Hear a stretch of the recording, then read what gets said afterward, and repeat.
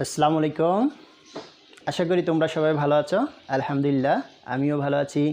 আবারও তোমাদের মাঝে হাজির হয়েছি নতুন একটা নিয়ম, নতুন একটা পদ্ধতি শেখানোর জন্য। সো আজকে আমাদের যে লেকচারের বিষয় সেটা দেখো ডান সাইডে লেখা আছে, এবং এই বিষয় নিয়ে আমি আজকে একটু কথা বলবো। সো এই থিওরিটা তোমরা যদি শুরু থেকে শেষ পর্যন্ত লক্ষ্য করো বা দেখো, তাহলে আমার মনে হয় এই ক্যামেরার নিয়ম অনুসারে যতগুলো অঙ্ক আছে সবগুলো অঙ্ক তোমরা খুব সহজেই সলিউশন করতে পারবে। সো তোমরা যদি মনে করো যে খাতা এবং কলম নিয়ে এটা একটু নোটস করবে, তাহলে করতে পারো। সো এখন আমরা সরাসরি চলে যাব ক্লাসে, লেকচার দিতে। ওকে, এখানে আমাদের তিনটা সমীকরণ রয়েছে।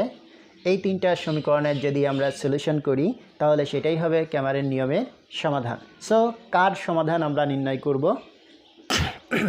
এই ব্যাপারটা যদি আমরা বুঝতে চাই তাহলে দেখতে হবে এখানে এক্স, এখানে ওয়াই এবং এখানে কি জেড, এই তিনটার মান আমাদের অজানা। এগুলাকে বলা হয় কাইনেটিক কোয়ান্টিটি অথবা কি চলরাশি। সো এই চলরাশির মানটা বের করাই হবে এই তিনটা সমীকরণ, বা টোটাল মিলে এটাকে আমরা বলতে পারি সমীকরণ জোট বা সমীকরণের সেট। সো এটা সলিউশনই হবে এই তিনটার মান নির্ণয়। এখন আমরা তাহলে দেখি যে এই নিয়ম ধারাবাহিকতা কিভাবে করলে আমরা যে কোনো একটা সমীকরণ জোটের সমাধান নির্ণয় করতে পারি। তাহলে ফার্স্টেই আমরা যেটা লিখব সেটা হচ্ছে উপরিউক্ত সমীকরণ জোটের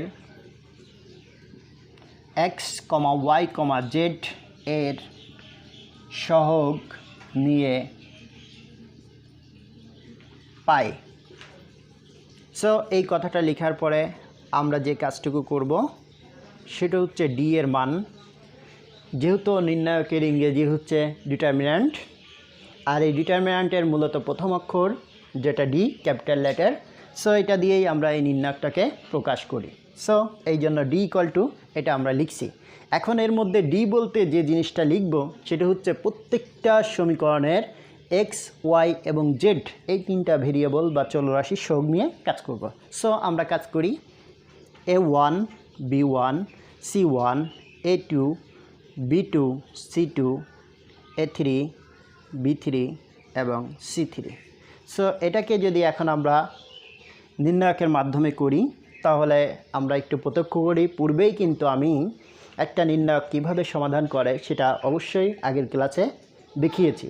এখন তোমাদের মধ্যে থেকে কেউ যদি আগের ক্লাসটা না দেখো তাহলে অবশ্যই ওইটা একটু দেখে আসো, তাহলে এটা বুঝতে খুবই সুবিধা হবে। ওকে, ফার্স্টে আমরা A1টা নিব। A1টা নিলে এই সারি এবং এই কলাম বাদ যাবে, তাহলে গুণ হবে এইভাবে। সো এখানে দেখো B2 C3 মাইনাস এখানে হচ্ছে কি B3 C2। এরপরে আসি 0 1, যেহেতু এটা প্রথমটা প্লাস দ্বিতীয়টা মাইনাস, সো মাইনাস এখানে থাকলো B1। সো B1 রেখে যদি আমরা ক্যালকুলেশন করি তাহলে এই কলাম এই সারি বাদ গেলে আমাদের হচ্ছে A2 C3 মাইনাস সূত্রে দিলাম, সূত্রে মাইনাসটা দিয়েছি। এবার দেখো এইটা এবং এইটা, তাহলে এখানে হচ্ছে কি A3 C2। এরপর আসি 0 1 2 অথবা plus minus plus, so plus এখানে কি C1। দুইটা পদ্ধতির যে কোনো একটা গণনা করলে সর্বক্ষেত্রে এর ফলাফল একই আসবে। সো এখানে দেখি C1টা নিয়েছি, তাহলে এই কলাম এই সারি বাদ গেলে আমরা কি পাচ্ছি A2 B3 মাইনাস এবার দেখি A3 B2। সো এটাকে আমরা ক্যালকুলেশন করেছি, এটি হচ্ছে কার মান বের করলাম, ডি এর মানটা। সো এখানে যদি আমাদের A1 B1 C1 A2 B2 C2 A3 B3 C3 এই তিনটা মানই যদি নির্দিষ্ট হতো, অর্থাৎ সাংখ্যিক মান, এরকম কোনো প্যারামিটার না দিয়ে, তাহলে সেই ক্ষেত্রে এই জায়গাতে আমরা যে কোনো একটা সাংখ্যিক মান পেতাম। সেটা হতে পারতো -10 +10 2 অথবা -3, এনি নাম্বার। সো সেই ক্ষেত্রে ডি এর মানটা এভাবে বের করতে হবে। সো এইটা গেল। এবার আমরা আসি দ্বিতীয় ক্ষেত্রে, এর দ্বিতীয় ধাপটা। দ্বিতীয় ধাপের ক্যালকুলেশন যদি আমরা করতে চাই তাহলে সেই ক্ষেত্রে আমাদের বের করতে হবে ডিএক্স। আর ডিএক্স যদি আমরা বের করতে চাই, মাথায় রাখতে হবে এটা খুব ইম্পর্ট্যান্ট একটা বিষয়। আমরা যখন ডিএক্সটা বের করব তখন এক্সের যে কলামটা রয়েছে সমীকরণে এইটাকে সম্পূর্ণ আমরা কি ঢেকে রাখবো বা বাদ দিব, এটা আমাদের প্রয়োজন নাই। এই যে এই কলাম বরাবর সমানের ডান পাশে যেগুলো ধ্রুবক পদ বা কনস্ট্যান্ট রয়েছে শুধু এই কলামটা এই স্থানটা দখল করবে, আর বাকি সব কি ঠিক থাকবে। তাহলে আমরা একটু লিখে দেখাই, D1 D2 D3 এটা লেখা হলো এই জন্যই আমরা বের করছি dx এই জন্য। সো এটা একইভাবে আবার ক্যালকুলেশন করব, তোমরা একটু দেখো। D1 তাহলে এটা বাদ গেলে আমরা পাচ্ছি B2 C3 মাইনাস এখানে হচ্ছে কি B3 C2। এরপরে দেখো 0 1, সো এটা মাইনাস, সো B1 তাহলে এই কলামে এই সারি গেলে D2 C3 D2 C3, এরপরে সূত্রে একটা মাইনাস দিব, তাহলে আমাদের হয়ে যাবে কি D3 C2।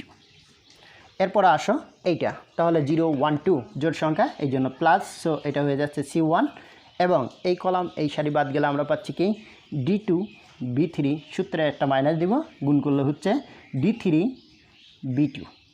সো এটা আমরা বের করলাম dx এর ভ্যালুটা। লিখে নিতে পারো, খাতা কলম যদি পাশে থাকে তাহলে লিখে নিতে পারো। প্রসেসটা খুবই সহজ একটা প্রসেস, এবং এটা জানলে এখান থেকে আমাদের ক্যামারের যে কোনো একটা নিয়মের অঙ্ক পরীক্ষায় থাকবেই, এবং একটা অঙ্ক করলে সেখানে রয়েছে মাত্র 16টি মার্ক, যেটা ভালো করার জন্য খুবই প্রযোজ্য। সো আশা করব এটার গুরুত্ব দেওয়ার জন্য এবং তোমরা গুরুত্ব দিবে। তাহলে পরেরটাই যাই।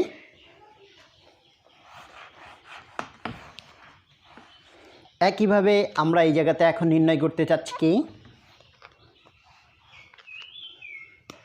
এখানে হচ্ছে A1, এটা A2, এটা হচ্ছে A3। এবার আমরা এখানে নির্ণয় করব dy।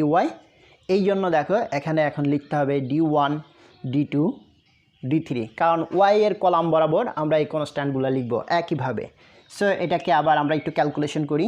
A1 তাহলে এটা চলে গেলে আমরা পাচ্ছি কি D2 C3 মাইনাস এখানে হবে D3 C2।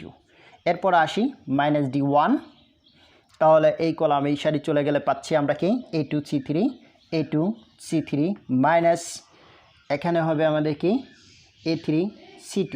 এরপরে 0 1 2 তাহলে প্লাস এখানে আছে C1, তাহলে এই কলাম আর এই সারি বাদ গেলে আমরা কি পাচ্ছি A2 D3, এরপরে মাইনাস A3 D2। তাহলে এটা গেল dy এর মান। সো এটা আমাদের বের করা হয়েছে, এটা তোমরা লিখে নিতে পারো। আমরা এবার পরের অংশে চলে যাব।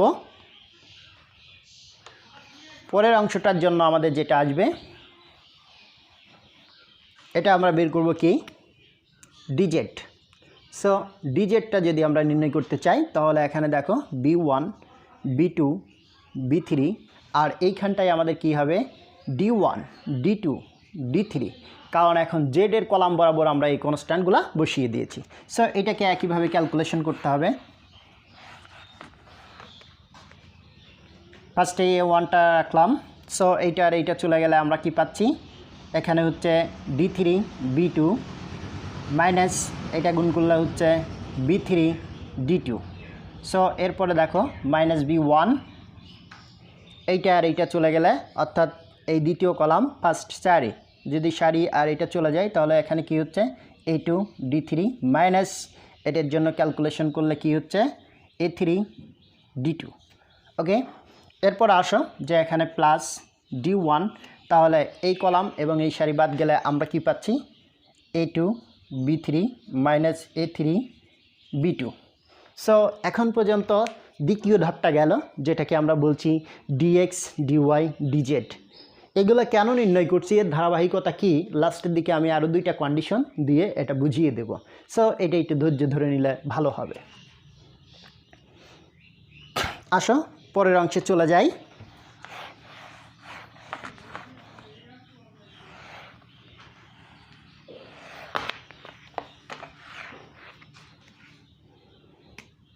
এখন আমরা বের করব x এর মান। x ইকুয়াল টু আমরা যেটা বের করব সেটা হচ্ছে dx বাই d, এই সূত্র ব্যবহার করে। একইভাবে y সমান ব্যবহার করব dy বাই d ব্যবহার করে, এবং এখানে z এর মান বের করব dz বাই d ব্যবহার করে। এখন আমাদের যে প্রশ্ন সেটা হচ্ছে যে কন্ডিশনটা বা শর্তটা কি, এই জায়গাতে আসলেই এটা বুঝে যায়।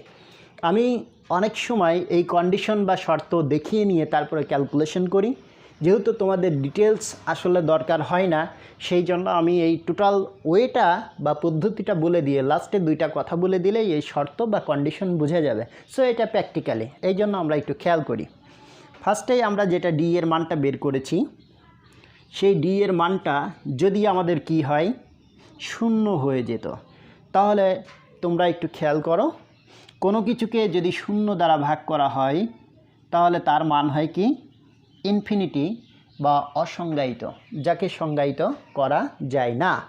তাই এটাকে স্বাভাবিকভাবে প্রকাশ করা হয় 1/0। এই 1-এর জায়গায় যে কোনো কিছু বসিয়ে তাকে যদি শূন্য দ্বারা ভাগ করি তাহলে তার মানটা হবে কি, ইনফিনিটি। ফর এক্সাম্পল, এক সাগর পানি থেকে যদি এক বালতি পানি তুলে নেওয়া হয় তাহলে এই সাগরের যেমন পরিবর্তন, পানির পরিবর্তন হয় না, তেমন করে এখানে ইনফিনিটির কোনো সংজ্ঞায়িত করা যায় না। ফর এক্সাম্পল, এখানে দেখো ইনফিনিটি থেকে যদি আমরা ইনফিনিটি বাদ দিই তাহলে এখানে কিন্তু শূন্য হওয়ার কথা। আবার দেখো ইনফিনিটি থেকে যদি আমরা ইনফিনিটি বাদ দিই কখনো 1, ইনফিনিটি থেকে ইনফিনিটি বাদ দিলে কখনো 2, ভিন্ন ভিন্ন মান আসে। তার মানে সঠিকতা বলতে কিছু নাই, এই জন্য এটাকে সংজ্ঞায়িত করা যায় না। কেমন করে আসলো? এই ইনফিনিটিকে যদি আমি একটা সাগরের পানি বিবেচনা করি তাহলে সেখান থেকে যদি আমরা এক বালতি পানি তুলে নিই তাহলে এই সাগরের পানির কোনো পরিবর্তন হয় না। এখন এইটাকে যদি আমরা একটু একান্তর করি তাহলে দেখো infinity minus infinity equal to 1। একইভাবে 2 বালতি 3 বালতি এরকম পানি নিলেও নিশ্চয়ই সাগরের পানি কোনো পরিবর্তন হবে না। তো সেই ক্ষেত্রে এর কোনো সংজ্ঞা দেয়া যায় না, এই জন্যই এটাকে আমরা বলি অসংজ্ঞায়িত, যার সংজ্ঞায়িত হয় না, যার কোনো সঠিক ব্যাখ্যা নাই। আসো এবার যাই, তাহলে ডি এর মানটা যদি কখনো আমাদের শূন্য আসে, এই ডিটারমিন্যান্টের মান বের করে, তাহলে প্রত্যেকটা পদকে যদি আমি শূন্য দ্বারা ভাগ করি তাহলে এক্স ওয়াই জেড কি কখনো পাওয়া যাবে? যাবে না। এই জন্য তখন এইটার অসংজ্ঞায়িত, কোনো ব্যাখ্যা নাই, এর কোনো সঠিকতা নাই, সেই জন্য এই সমীকরণ জোটের তখন সমাধান পাওয়া যায় না। কিন্তু শূন্য ব্যতীত যদি যে কোনো মান আমরা পেয়ে থাকি তাহলে সেই ক্ষেত্রেই এক্স ওয়াই এবং জেডের মানটা আমরা পাবো এবং এটাকে তখন আমরা কি সলিউশন হিসেবে বিবেচনা করব। তাহলে যে দুইটা শর্তের কথা আমি বললাম সেটা এখন নিচেই লিখে দিই, তাহলেই তোমরা বুঝতে পারবে। এখন আসো 1 নম্বর যে কন্ডিশন, ভাষা দিয়ে লিখব, যেহেতু তোমাদের যেটা আসবে তোমরা সেটা ব্যবহার করবে। যেহেতু ডি ইকুয়াল টু 0 সেহেতু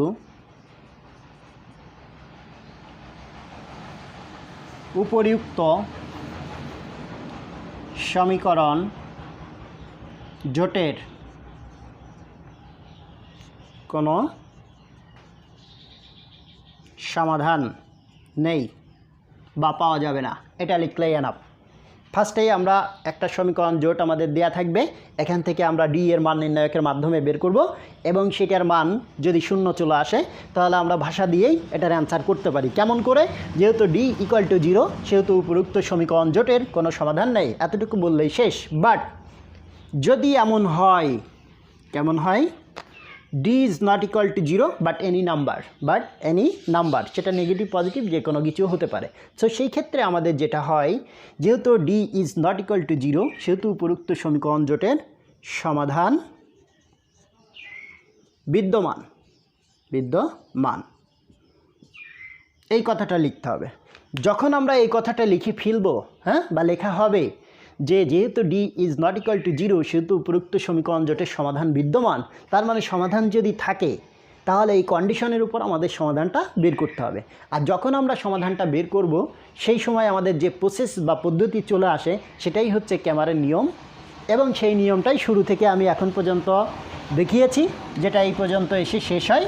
তাহলে আমাদের মূল কাজ হচ্ছে ডি এর মানটা প্রথমত বের করা, তারপর ডি এর মান বের হয়ে গেলে সেটা যদি নেগেটিভ বা পজিটিভ ছাড়া শূন্য না হয় তাহলে তখনই আমরা বলতে পারবো এই কথাটি। আর যখনই এই কথাটা বলার বিষয় আমাদের চলে আসবে তখনই আমরা কি করব, ডিএক্স ডিওয়াই ডিজেড বের করব।